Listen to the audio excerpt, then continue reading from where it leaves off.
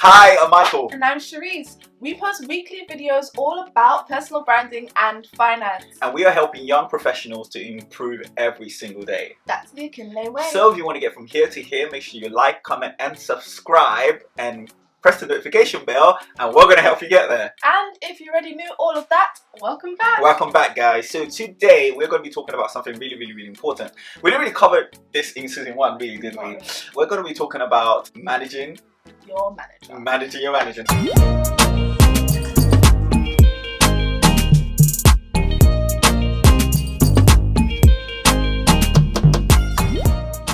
It's a super important topic because I have spoken to countless professionals, babe, that talk about how their manager is impeding them from growing, their manager is stopping them from moving forward, is not giving them the salary rates that they deserve, and essentially they are depressed. Yeah, because the work culture is horrid, it's just down. They're thinking maybe they should change jobs, but then that's a bit of a hassle because why when it's just the manager that is, bringing the vibe down. And so what do you do? And sometimes you are a manager you want to be promoted, but then what do you do? How do you manage people? Yeah, so, and for you guys that are watching this that are maybe not managed by someone directly, but actually are responsible for a team, we are going to be helping you to understand what a good manager looks like, and you can essentially compare yourself to that list, right? I've been in a corporate world for a number of years now. I've worked under several managers and I've managed myself. So I feel in a good place to talk about what a good manager looks like and what a bad manager looks like, okay? So we are going to get started, and my trusted confidant, we're going to talk about what a bad manager looks like. And while we're talking about what a bad manager looks like, we're going to be helping you guys understand how to manage this kind of person. Yes. Right? Because if you guys don't know, well, now you know there is something called managing up. So what does that mean? So managing up basically means you're managing the expectations of your manager every single time you interact, every single time they give you a project. Essentially, every time you're in the room, you're setting the expectation of what to expect from you. Okay, so times. It's kind of like teaching them how to treat you. Basically. Well, not really teaching them how to treat you, but like... Yeah. But they how know to deal with you. They know how to deal with you, you, how to manage you. Exactly. And we need to communicate that really clearly most of the time. Okay. Everybody's different and they're not gonna exactly know. But if you know who you are, you should know who you are. If you know yourself, if you know your work style, they don't know automatically. They're not gonna know. They have a whole team. So if you help them and be like, well, this is the way that I work, this is the way that I do things, I know this is the deadline that you set me, can I do this, can I do that? Like, that's managing up. You might be an employee right now, maybe you're an employee right now, and you maybe don't have the greatest manager in the world, but through the tips we're going to give you guys today and advice we're going to give you guys today, you're going to understand how to manage up and how to manage your manager in a better way to get better results. And especially in your first year of working for a new company, right? You're going to be in a new team, you're going to have a new manager, you need to know exactly how to manage up. It's really important, okay? All right, I only learned about managing up, fairly recently. So hopefully I can help you guys with that today. So the first point that we want to talk about, a bad manager does not give you room to grow. Right? So it tends to be bad managers don't really give you the opportunities that you need to grow, not just professionally or career-wise, but even as a person, right? So a lot of the times when you have a manager that doesn't give you room to grow as a person, on a personal level and a professional level, you feel stuck. You feel like they're really micromanaging you. They're really like babying you. They're really like as if they don't really trust the workload that they've given you. They don't. Exactly. They're moving as if, I need to hold your hand the way. That's not giving you room to grow. Yeah, that is such a good point. Shirish touched on a word that basically summarizes that point. It's micromanaging. A bad manager micromanages you. And the funny thing is, managers think that when they micromanage you, they're helping you. They're not, right? They're not. Or they're helping you to help them meet their targets. They're not, or to meet their expectations or meet their deliverables. They're not, right? So micromanaging is never really good for anyone unless you're an absolute dunce and you need to be micromanaged, right? But you're not, right? No. You're not at all. So a bad manager micromanages you. Now, how do you deal with this? And sometimes it's really important to just have a one-to-one conversation with your manager and say, hey, listen, I appreciate you micromanaging me. However, don't say that because sometimes you need to have this really serious conversation, and I've had conversations like this. Well, I appreciate you helping me all the time. You need to, but really and truly, but the thing is, the language is really important. If you feel micromanaged, you need to say you feel micromanaged. Otherwise, if you say, "Oh, I appreciate you helping me way more than you need to," that even sounds even stupider. Like what you say. You say, "I appreciate you helping me." Oh no! You're micromanaging me. So sometimes it depends how confident you are. It depends how confident you are. Maybe if I have a manager, I would say, Mr. Bob or so. I really appreciate for your help. I do sometimes feel micromanaged, and you know, I kind of just need you to, you know, give me what you need me to do, and I will get it done. You need to give me that trust, and you need to believe that, you know, I'm going to do it to the standard that you expect, and that's how you manage this kind of person. Right? Micromanaging is not good for anyone. Right? The second point, the expectations of you are not clear. So this is when, you know, you're starting a new job and it's 6 months in and you still don't really know what they expect or what you're supposed to be doing. Or what someone in your position doing well looks like. What does it look like for you to be, you know, getting on well with the group, with the company, with the workload that you've been given? Like, you don't really know, have you been hitting your targets? Have you been directly contributing to the company moving forward? Like, what is going on? Yeah, they kind of just leave you in the limbo, let you come in, do your work, go home, come in, do your work, go home. Making you feel like, yeah, I'm doing my work. But really and truly, they could be like, this guy's not adding any value to the company, or this girl. Yeah, you want to be indispensable, right? I've spoken about this in a few of my stories in season 1. I've talked about being indispensable. I've talked about being an agent of change. These are the kind of people that companies can't afford to lose. So when you become that person that comes in and you're just like, you know, just getting on with it. And I know a lot of people do this. A lot of people get jobs and they just get on with it. They don't really ask those really punchy questions like, what do you actually expect from me? You know, I want to know. And or beyond the interview, like maybe ask like, just while you were interviewed, but obviously Michael said like 6 months down the line, I been actually meeting those expectations? Exactly. The third one, this is a big one, there's no professional career development plan. There needs to be a plan, right? When you're walking out of your interview, you need to know very, very clearly what your career path is at that company. You need to know. Otherwise, again, you're just going to be like this. And you're going to be okay with being in the same level, with being on the same salary, having the same job title for months and months and years and years. Guys, have you heard of those people that stay in the same job for like 10, 15 years? Personally, I don't know how that even happens. I don't even know, but amen to them, you know? I don't actually understand how that happens, because maybe back in the days, but in this climate, everybody's always making decisions to cut people. So how can you be in the job for 15 years? Why won't you cut like 10 years ago? Like, exactly. I don't get it. But guys, there needs to be a plan. So you're starting here, and they need to be able to tell you, okay, after 6 months, if you do this, this, and this, you're going to get here. After a year, you do this, this, and this, you're going to get here. You're going to get promoted. Like, you just need to know your plan, and you yourself need to be able to understand very, very clearly where you're trying to get to in your company and in your life and in your career. Okay? Or even if you don't exactly want to do that, it should be available to you. Your manager should be able to see potential in you from making that higher. They should be able to be like, yeah, I really see you as in my position, or I really see you as in this position. Let me help you. Like, that's a good manager that would be seeing your potential and helping you to reach your potential. They shouldn't be just looking at you like, are you doing like making a really horrible vibe for you? But you have a manager that's not giving you a career development plan. Every 3 months, it tends to be that you should sit down with your manager, or every month you should sit down with your manager and really start to map out, because you've been at the company for some time now. You should kind of understand. You should see certain job titles that are of interest to you and should have a good understanding of where you want to go. So try and make an effort to sit down with your manager and say, this is where I want to get to. How do I get there? What are the deliverables for me to get there? Next point is they set a bad example. So they want you to come early to work, but they don't come early to work. They don't speak in the right way. They're sometimes very passively aggressive. Sometimes they don't treat people in the right way. Even leading to my next point, they make false promises. They say they're going to do something, but they don't do it. Like, this is just a bad example in general. So if you have a manager like this, and you've not thought, is my manager a good or bad manager? It's a sign of a bad manager. Yeah, you don't have a bad manager. They just can't back up what they're saying with action. It doesn't. You can't work with anybody like that, especially not a manager. If you do as I say but not as I do, that just doesn't work in any realm of any sort of human interaction. Please, we need to not do that, because if you're saying, okay, we expect this from you, these are the rules, these are the company rules, and we expect you to follow it, and then they're going to penalize you, punish you, make an example of you when they're not setting an example, it's not okay. And it's very bad, and it's not normal. If you think that, okay, maybe this is work life, it's not work life. Like, you don't need to put up with that. Absolutely.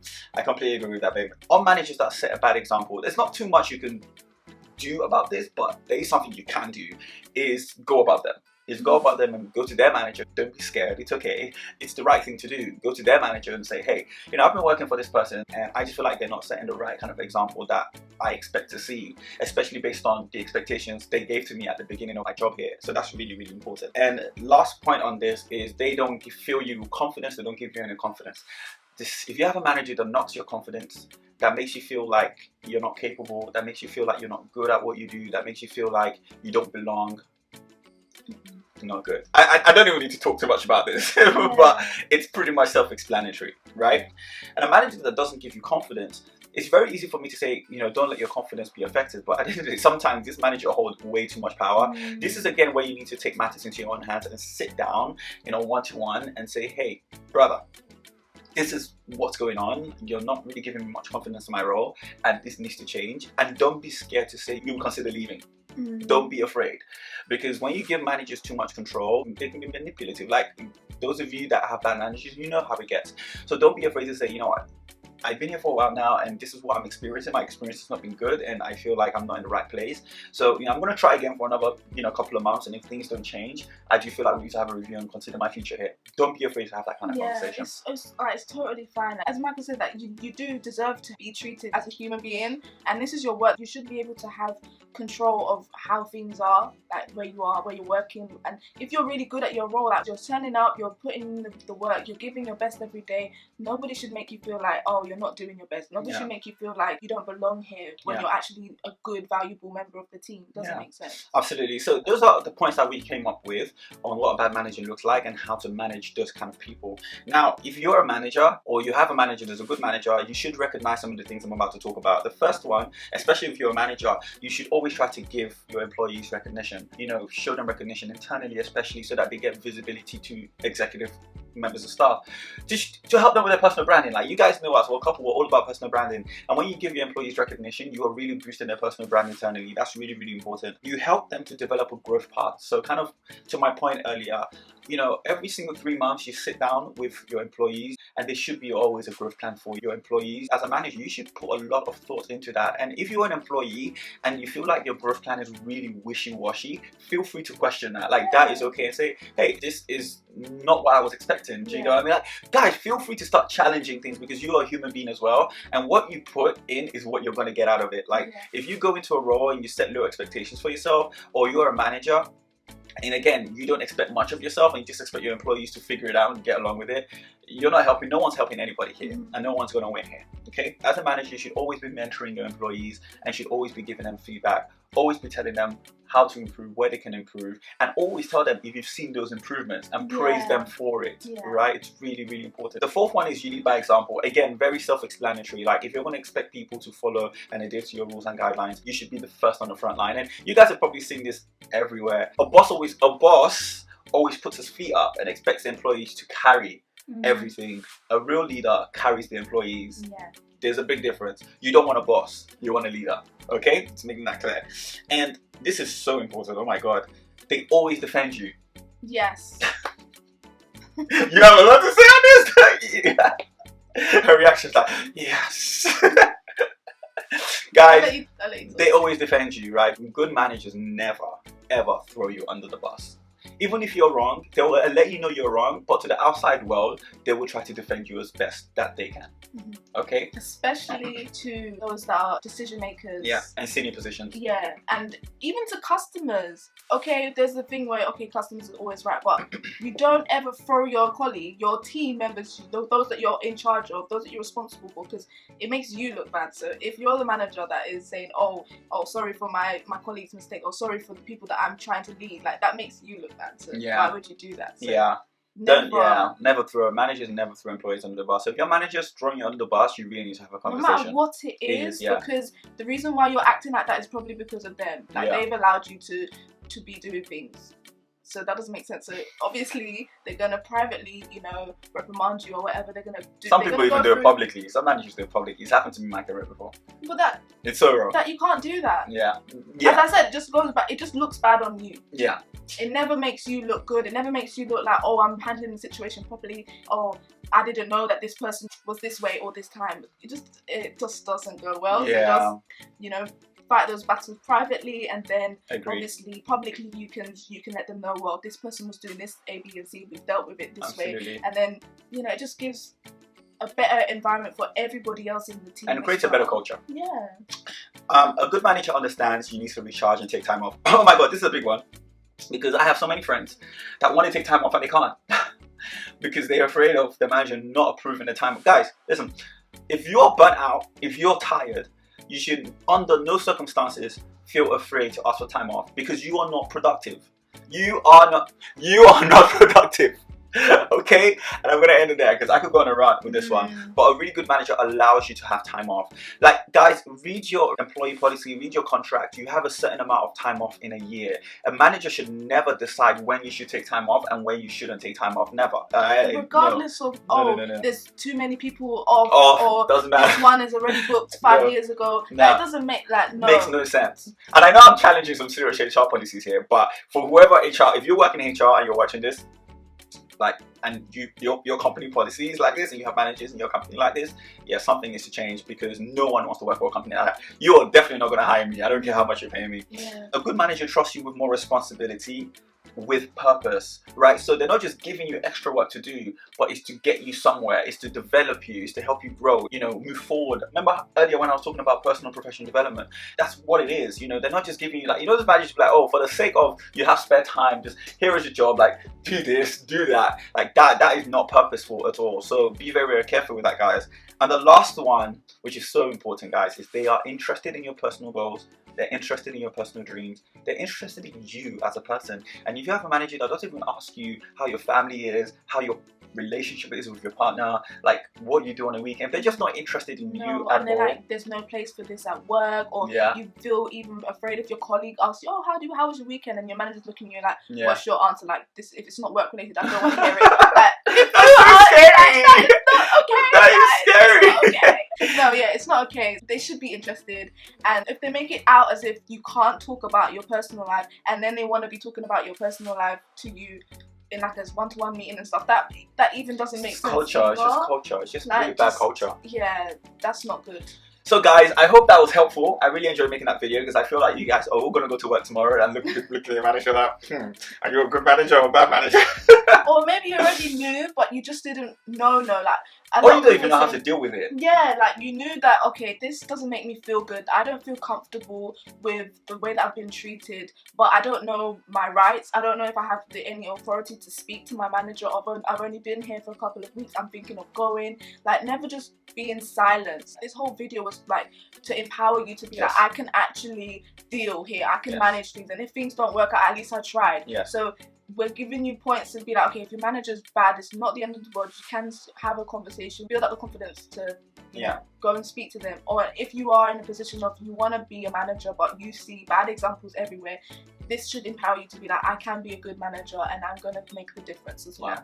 Good, guys, I really enjoyed that video. Make sure again you like, comment and subscribe, press the notification bell so that you guys get notified when we make our videos. They will be coming out weekly now, so watch out for them. Make sure you just share them because someone in the world needs this video. Alright, take care guys and see you soon. Bye.